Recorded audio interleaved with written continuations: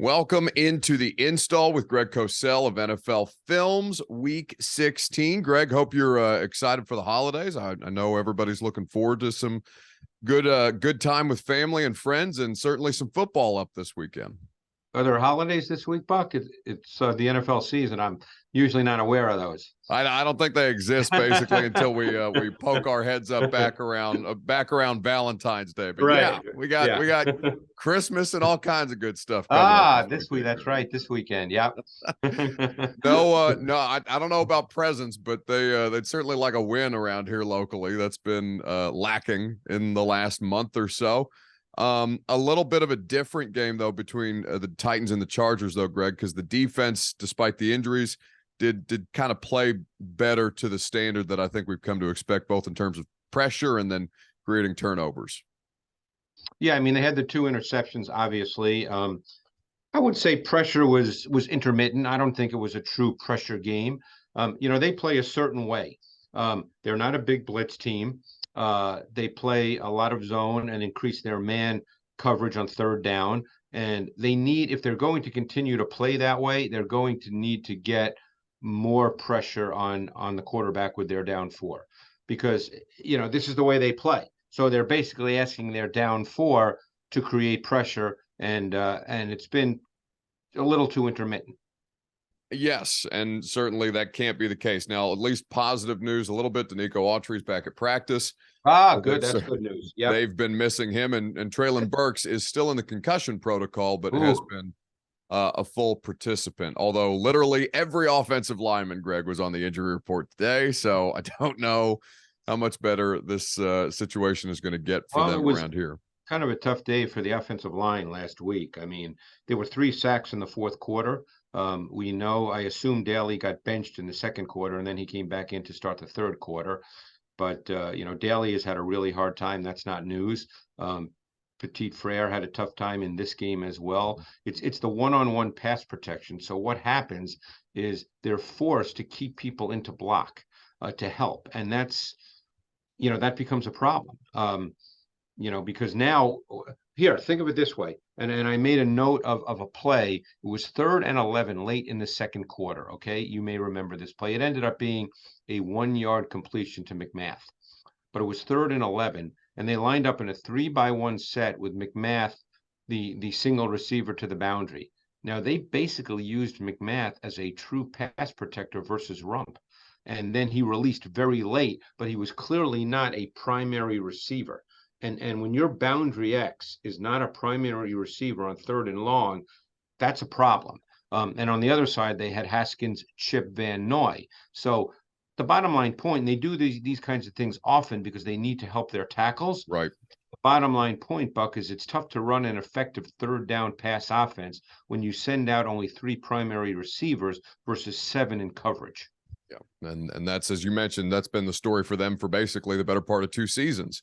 Yes. Yep. At this point. And now, Greg, Ryan Tannehill is no sure thing to play in this game against the Texans. It's entirely possible that we see Malik Willis again.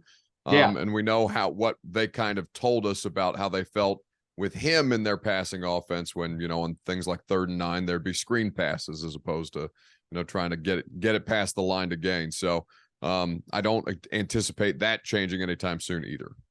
Yeah. And, and the other thing that strikes me, this is an offense that plays almost 40% of their offensive snaps with multiple tight ends, either 12 personnel with 2 tight ends or 13 personnel with 3 tight ends.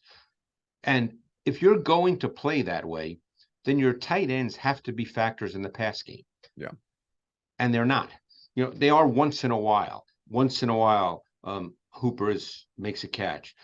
Once in a while, Chiggy makes a catch. And I know they want to get him more involved because he obviously has vertical ability. He's got juice to him. Mm-hmm.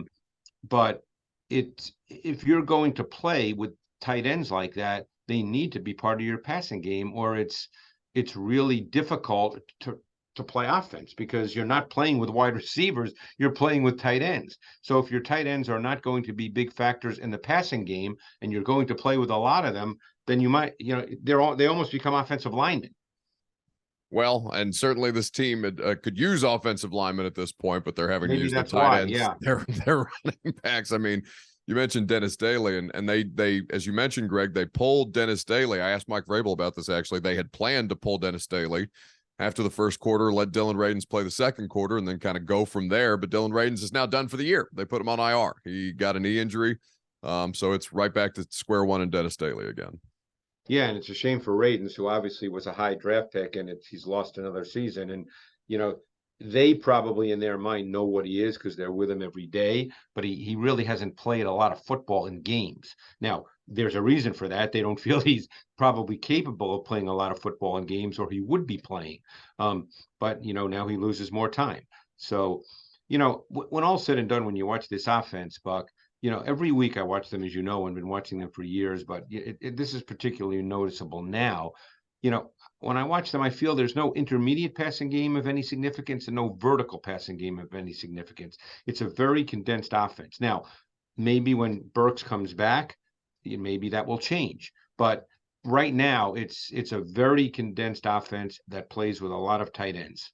Yeah, and certainly that's not the case. Burks does seem to change a little bit of that for them, but not in meaningful ways, not enough. Not yet. I mean, maybe he will. I think he started to show some flashes, and the goal is that he will, and it may have to wait until next year. Look, they have 3 games left, and we know they end with Jacksonville, and Jacksonville's playing good football, and obviously they play Thursday night this week, tomorrow night. So we'll see what happens, as we go forward. I think that game is on the road, if I'm not mistaken.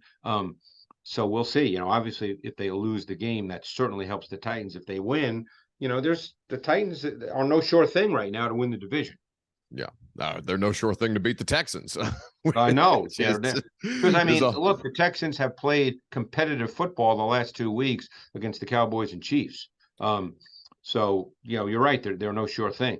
Yeah. So to that end, we know we've talked enough about the Texans throughout the course of Davis Mills' time there that I don't think it's necessarily important that we hone in on it again. But you mentioned competitive football, Greg, against 2 teams who we believe to be of legitimate quality. The Cowboys have, their own problems at certain times, but certainly the way that they lost, it was not for a lack of ability to the Jags. It was just a tip drill interception situation and a walk-off pick six. Not something you see very often, but against the Chiefs, took them to overtime. The Titans have said they've been able to do the same.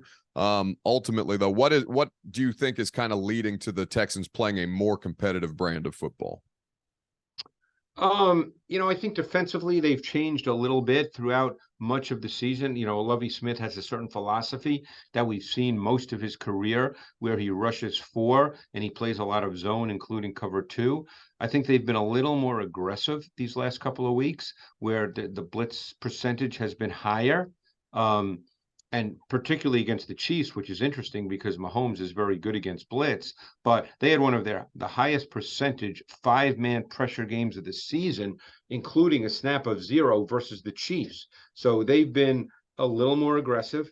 They played a lot more cover 1 on 3rd down versus the Chiefs. You can tell when I watched that tape, I just said to myself, wow, they're playing aggressive defensive football with pressure and with man coverage. Now, again, when you play the Titans, you play a little bit of a different offense because of the heavy tight end packages and because of the Derrick Henry factor. Obviously, the Chiefs are not a team that's just going to line up and run the football. But now you have a different game if it's Willis. Now you have a different game because now you have to start dealing with the design runs and the zone reads and all those things that cause a defense to potentially be in conflict and play with tremendous discipline. If you don't, then you can get hurt by that.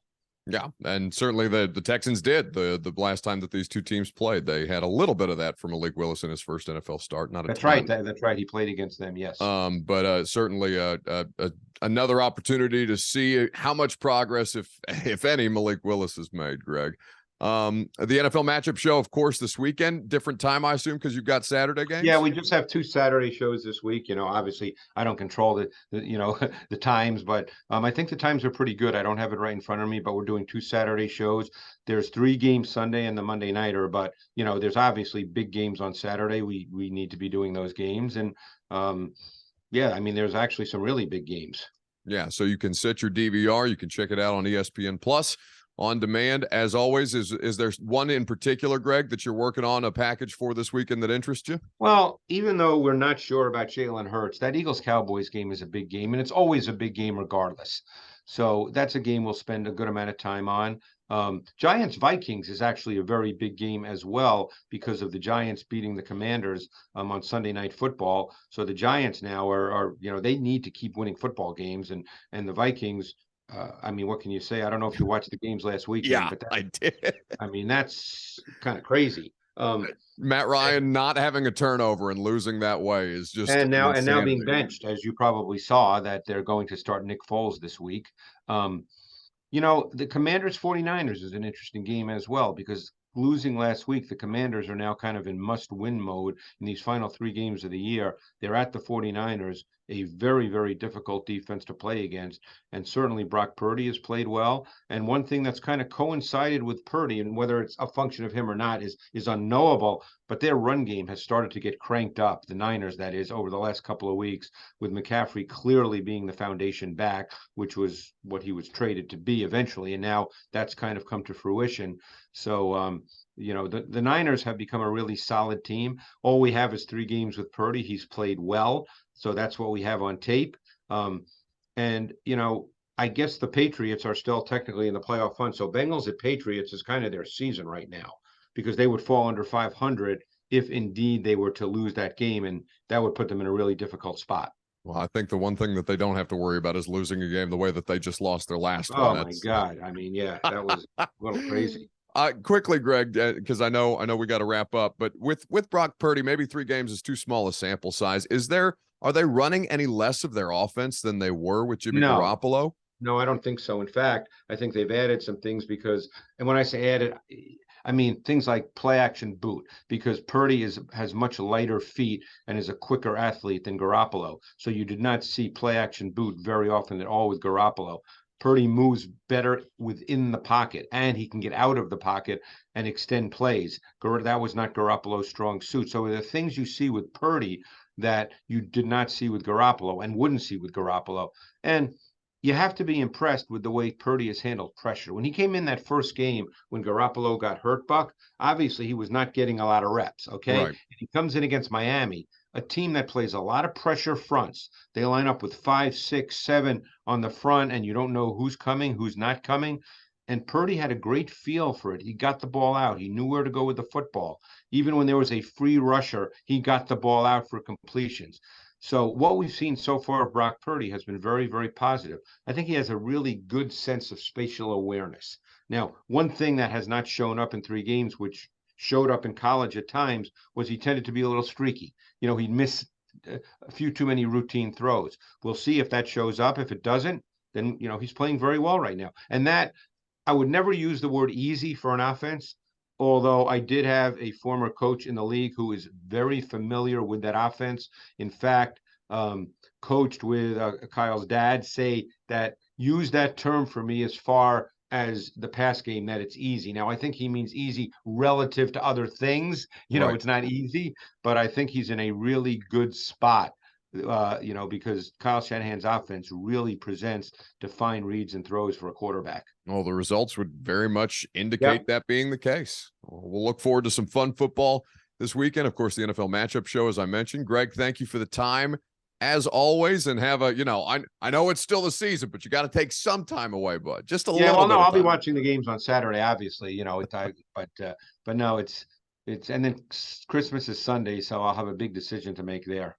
Yeah, well, say a prayer for me. I'll be at Titans and Texans. I don't know if anybody needs to spend their Christmas that way, but we'll see. Now, wait, but where is the game? It's here in Nashville. That's what I thought. It's home. Yeah.